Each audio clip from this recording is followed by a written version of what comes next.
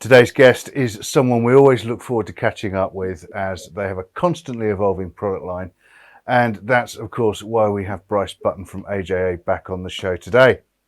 Welcome back, Bryce. Good to see you again. Likewise, great to see you guys too. We reported in the news this week that AJA have recently announced the PAK Dock Pro. Tell us about its impact on media transfer in content production and post environments. So our PAK Dock Pro follows on from our original PAK Dock, and these are very solid, reliable media readers, specifically designed to handle our PAK drive, which work with all our recorders on the Key Pro line. The point here was to sort of bring it more current with connectivity. So it's a USB-C device, which means you don't need a separate power supply, which is one of the great features, especially when you're traveling around on set. And then being further advanced in terms of the connectivity on from the original Thunderbolt version, it means you get about 20% faster speeds in terms of transfer from the drive as well, which is great. So we think all of our Pro Ultra users are going to be really happy with connected dock. It's a set, metallic, solid, just, the right thing at the right time. An improved level of compatibility there as well, maybe?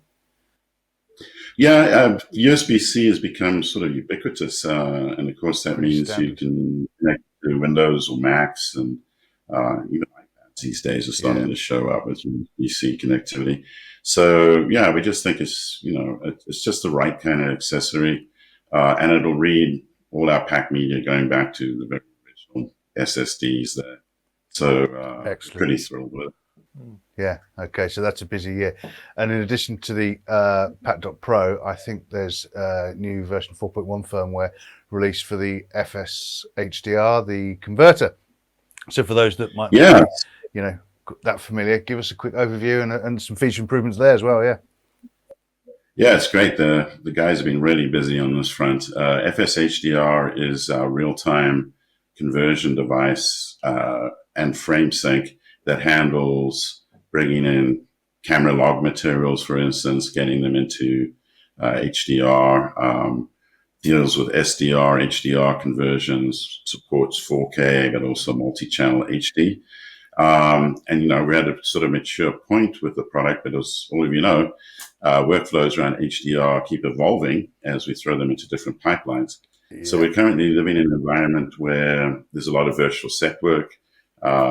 In terms of feature productions, we've got something now that's called virtual production. We're using big LED displays behind actors and that type of thing. So what you have is more pieces in the pipeline. You got sports, of course, with replays, which means you got potential for a lot of things being slightly off in timing as they loop round and that type of stuff. So the first major feature here is we've introduced the ability to create delays on each channel from 6 to 20 frames. Cool. So it makes it a heck of a lot simpler to sync stuff up where there might be some latency going on. So much requested user feature there. We've also got some great new BBC LUTs. So the BBC LUTs themselves have evolved as a package with a couple new LUTs there. And that's now at version 1.5. And then a very exciting addition of the NBCU LUTs. So that's NBC Universal.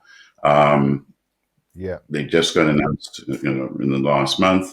The great thing about these LUTs is they're designed to give you an even better looking SDR from an HDR program. And the thinking behind it, to summarize, is that HDR, of course, has all sorts of wonderful luminance qualities, etc. And SDR has traditionally been set at sort of 100 IRE, as we're all familiar with. But most of the sets you buy today have got a much higher nit level count. So this will actually make use of that nit level count for SDR stuff. And we think, for the end user, this is just going to give you a better looking image, whether you're looking at HDR or SDR. And finally, the ability to take through a lot more ancillary data. For those not familiar with video signals along SDI, you got something called SCSI 104. And to summarize that up, it allows you to insert ad triggers. So we will now let those triggers go through even through the conversion process, which just makes it a heck of a lot easier for our broadcast clients again.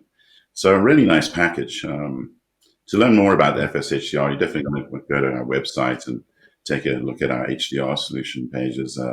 But it's fun to be evolving with the evolving workflows and making sure that our clients can power on here as they attack new workflows and pipelines. And Absolutely. the updates don't stop there either, do they? Because you've got one to the MiniConfig as well. No. Tell us about that and what users can expect to gain in terms of improvements.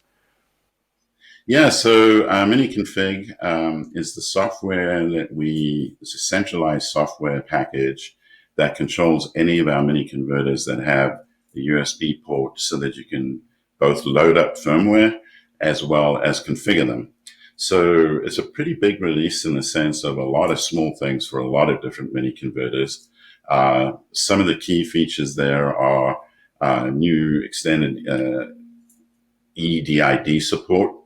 What that means is that the mini converters involved, whether they Roy's or some of our high-five type converters, will actually be able to take data from the source in terms of recognizing its frame rates and making sure that those stay consistent, because you can have weird things happen on occasion without that type of pass-through.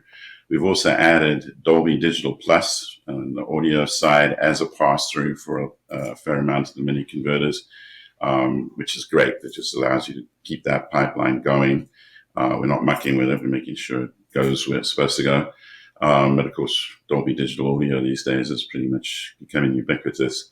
And then a range of little things like some basic frame rate conversion with a couple of the mini converters to get between things like 5994 and 60, and some PSF additions for a bunch of the mini converters again, where folks were struggling with getting cameras and things, or perhaps using what I would consider slightly older format today. You really want to be working in progressive, but it's just a lot of listening, because we tried to do our best, and the nice thing is you just download the software, and regardless of your device, it'll recognize the device and allow you to update the new relevant firmware for that particular device. So busy times. So busy. You certainly haven't been sitting still in the last year. But can you give us any clues? Is there anything you're allowed to talk about for the rest of 2021 for AJA? Maybe I can throw out some hints. So it tends to, I think a lot of what we're up to is continuing extension of either product lines, especially in the open gear front. You'll continue to see a lot more open gear cards from us. So it's become such a popular platform in so many arenas, from Pro AV to full-on broadcast. So we'll continue to extend that lineup for sure. We, of course, have been tacking 12G SDI for some time, and we've seen a huge increase in use of 12G SDI, especially as Ultra HD just becomes more and more standard as a sort of at least a capture format, even if you just deliver in HD. So that's going on the IP fronts. There's always something new to look at, something more to work at, and there will be further developments on that front, of course.